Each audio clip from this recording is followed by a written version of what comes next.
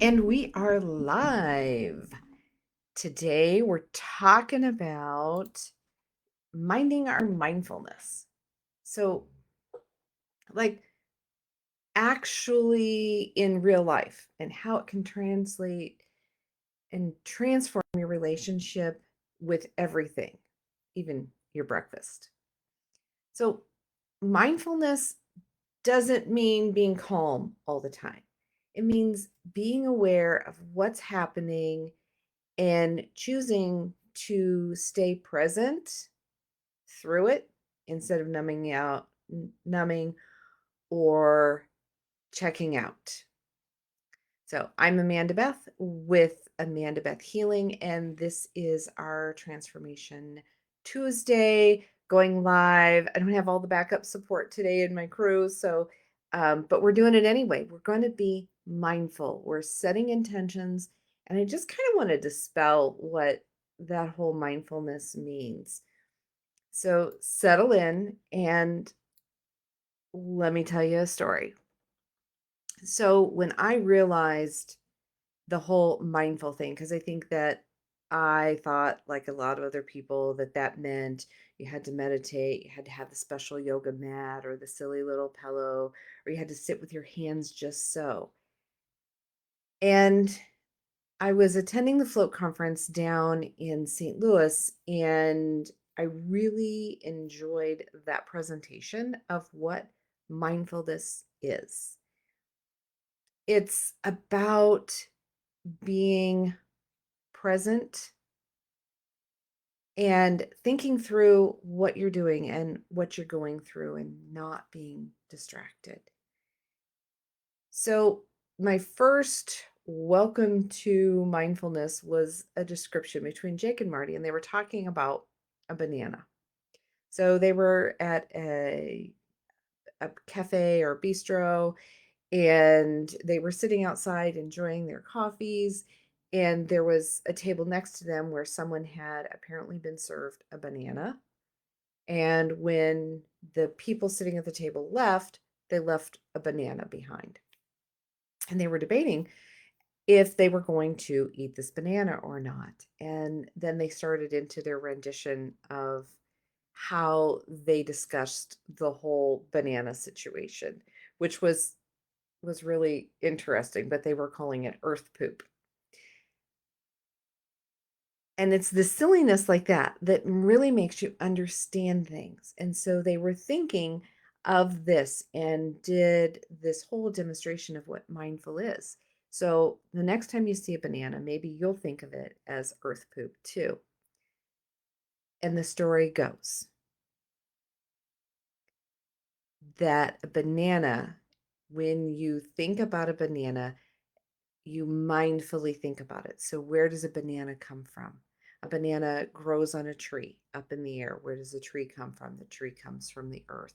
The earth pulls all the nutrients up from the ground, feeds into the tree. The tree then produces the fruit.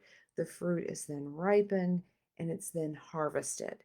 And then you can think about all of the things that this banana goes through from becoming a speck of soil into being this fruit sitting on the adjacent table. Once the banana is harvested, it's taken, like by truck, it goes to the banana plant, it's divided up. Those bananas are then divided up further, they're boxed. That box goes on a truck. That truck is going to be loaded onto a cargo ship. The cargo ship loads into port, loads into. So you're thinking of all of the steps that are involved from the banana to getting to you. And then if you decide to eat this banana, as you peel the banana, looking at the banana, looking at all of any marks, if there's a sticker on the banana, is it a brand? What does the sticker make you think of? What does the peel look like? Is it bruised? Is it still slightly green? Is it the way that you really enjoy your bananas? And then when you peel it, how does that peel feel? Was the banana cold? Was it warm? Is it room temp? And then as you begin to actually eat the banana, thinking about what is the feel? What is the texture? What's the texture in your mouth? How does it make you feel? What are the tastes? Is it all sweetness? Is it sourness? Is there a tartness? Is there a greeny quality because it was still a green banana? All of those things. And then thinking about the satisfaction, all the work that has gone into this banana and how satisfying it is to now eat this banana. And then as you eat it and enjoying it and understanding how much enjoyment you have from that banana. This is what mindfulness is. It is concentrating on what you're doing. It's not being distracted. It's not about escaping, like we think about with meditation, is calming the mind and getting away from and isolating ourselves. Mindfulness is not escaping. It's about arriving at where you are and enjoying where you are in the moment. Um, so it's attention with intention. One of the other examples they brought up was blueberries. And I could relate to that because we had blueberry bushes when I was a kid. And so I was better able to really resonate with what a blueberry bush looks like, or a shrub, however you want to call it. But, we would go outside, you'd see the beautiful blooms, you would watch them grow and ripen, and then picking them. And then it took so much picking because they grow individually. They aren't in clumps like grapes are in clumps. But as you think about that, so that's one of the things, oftentimes, mindfulness in relation to food is also part of um, dieting, more to create awareness of the food that you're putting in your body, that you're aware of what you're doing. You're not mindlessly eating. That's why it's so such a bad idea to eat in front of the television or to have snacks at your computer, because you will mindlessly just keep eating. And then you go to take another bite and the whole plate of cheese is gone, you know? And so that's what mindfulness is. It's attending to one thing with intention. And we can do that in everywhere. It's not meditation in silence. It's not about perfection. It's about being present and putting all of your attention there, because you know that your energy is so powerful, especially when it's directed rather than when it's scattered. And I've been finding that in my own life lately, of not doing 7,000 things all at once. Having 72 tabs on the computer open and 24 of them are frozen. They're not working, they're just slowing down the system. That's what it's like when we multi-purpose, when we multitask. Yes, some of us are capable of spinning 5 plates in the air at the same time. But imagine how awesome it would be if you really focused on spinning one plate and finished with that one plate spinning in the air before you picked up the next.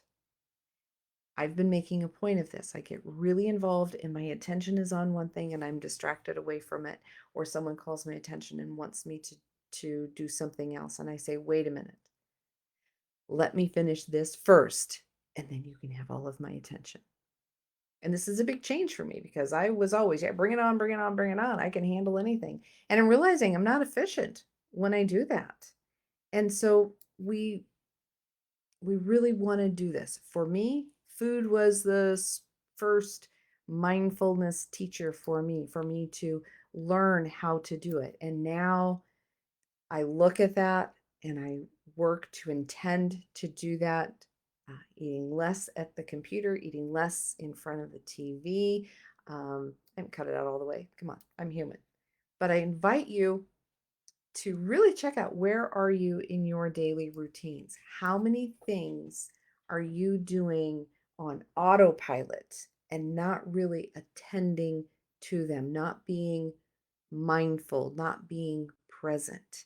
I know when I was a social worker and I was doing in-home therapy, I drove about 250 miles a day from town to town, from house to house, case to case. And there were times that I was really thinking about the upcoming case or what I had just left or what I still needed to do, my to-do list and all these things. And all of a sudden I'd be driving down the road. It's like, oh, where am I going? That has a whole lot of potential problems in it, especially with so many other people out on the road now and all of us being so distracted. No wonder car accident rates are higher and things are just kind of going a little bit crazy. So I challenge you. For me, it started with food. So I challenge you to start eating one meal or one snack a day that is full sensory awareness, where you're just mindfully focusing with intention on the food you're about to eat. No, you don't have to think of a banana as being earth poop, and you don't have to take it all the way back to that grain of soil that fed the tree that did the. But think about the food on your plate. Think about even the meal preparation that you put into it, that intention. And when people are intending, that's where the sneaky magic comes in. You know how the cookies that your grandma baked are never the same when grandma doesn't bake them? You may have her exact recipe and they still don't taste like when grandma made them. My peanut butter and jelly sandwiches were always the best comfort food when Sandy made them for me. I can use the same jar of peanut butter, the same loaf of bread, and it doesn't taste the same. That's because that's the intention that those people put in that and preparing it for you with the intention and the mindfulness that this food is to bring you joy, to bring you comfort, that they're preparing it for another person. And that's the love that's in that. Attending cacao ceremonies, and everyone puts their intention in it. The first cacao ceremony I attended, I did not know that there could be that much joy and emotion and energy in one tiny little cup of hot chocolate.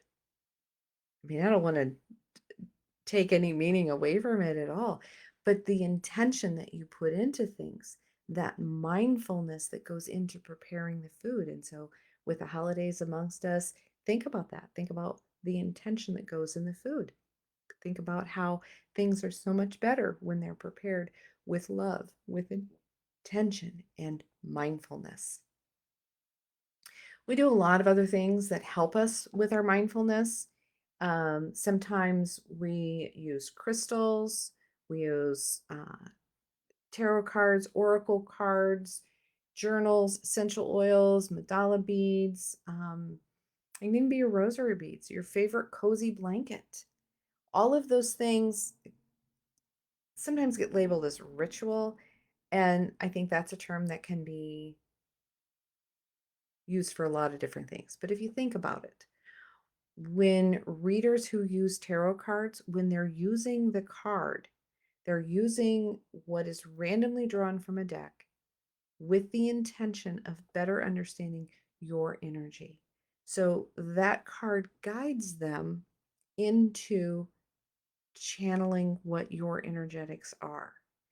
When you sit down to journal, how effective is journaling sitting at the high school basketball game? Can you journal efficiently? No, you can't.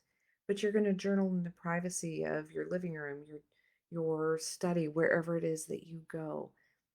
That morning ritual that I have, drinking my coffee, doing my gratitude and manifestation journaling every morning, having that peace and enjoying the day before I go about the intentions that I set in that time of peace and tranquility. That's what mindfulness is. It's focusing your attention Some of us use rocks and crystals, and we have a rock that we put in our pot in our hand. We hold it in the morning. It's like, I'm going to need this one to get me through the day. Or I enjoy the energy that comes from this, and you place it in your pocket. It's there to remind you throughout the day that was your intention. Your intention was peacefulness, was calm, was deflecting negativity. Okay. Whatever you did, they're not those things. The rock didn't do it, the card didn't do it, the journal didn't do it. It was you. It was your intention as you magically set forth in the day. They bring you back to your magic. So the crystal in your pocket, that's a tactile reminder. You can feel it, you can touch it. The tarot or oracle cards, those help you focus your energy. And we know that whatever you focus on is what comes to you. You focus on the bad, you're going to have a bad day. You focus on the good and the things that are coming to you in your abundance as if you already have it. That's the energy that you're going to get. And where your focus is what you're going to get. Using journaling, that helps you to clear that mental clutter, to help you focus, to bring it in. You know, we, yes, there is brain dumping when when you're brainstorming and you put all the different thoughts in there. But when you're journaling, you're focusing on one or two thoughts. You're not focusing on all of the brain dump. So these are all tools that help you to bring that scattered energy in for concentration. And in that concentration, that momentum that you have unfolds naturally. So the more that you're able to focus, the more you're going to have dedicated workspace in your mind or whatever. Yes, when you do yoga and the stretches and all the things, using a specific yoga mat helps to put you in that mindset. When we did dog obedience training, I would explain to the kiddos and their that when they change collars with their dogs, you use a choke collar when you're doing dog obedience, when you need to get their attention, when we're doing other things, when we're doing the agility course, it's just a regular collar, you know.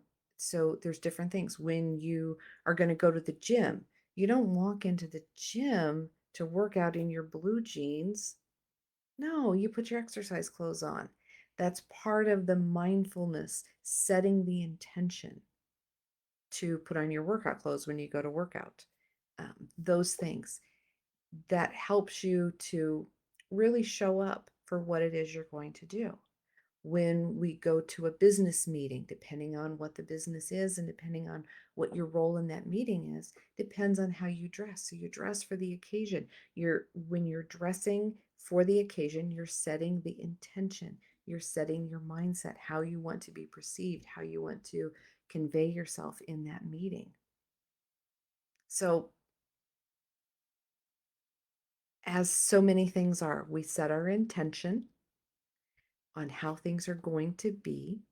We visualize the event or the activity all the way through to the end. So we see the outcome in our visualization, and that is our intention. So I challenge you to do one mindful activity at least once this week. And then I want you to practice it in some of the activities that you do.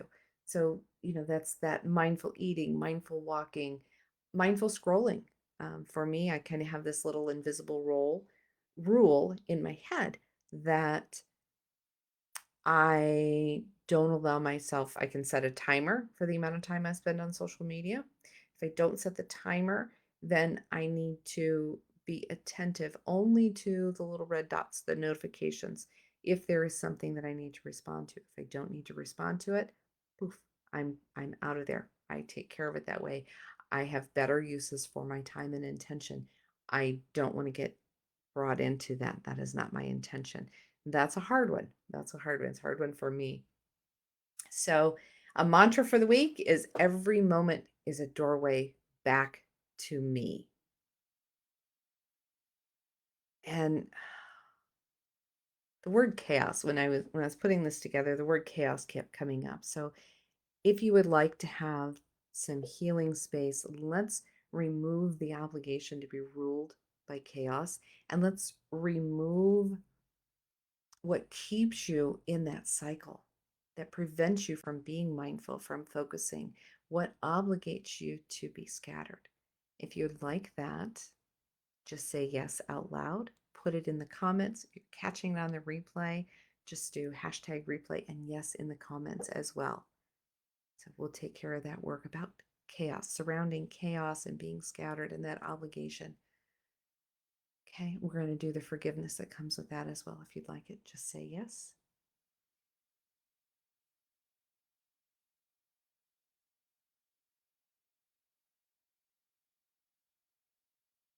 Okay, so let's just keep going with your intention and setting that mindfulness and setting your agenda as to what works with you, what keeps you in the flow. So let me know in the comments if this is something that's been helpful for you. Just a subtle reminder. I don't think it's anything we didn't already know about, but being reminded, be intentional, come back to yourself and follow with purpose. Because I know when I don't do that, I get scattered and I work on so many things. And at the end of the day, I don't feel I've accomplished nearly as much. If this is your to-do list, go ahead and write down everything on your to-do list. Get out a different color pen or marker and circle 3 things that absolutely have to be done. Do those 3. When you cross those off, you can stop for the day or you can circle 3 more. I do best if I circle my 3 items the night before, so I wake up knowing what my pre-intention for the day is going to be.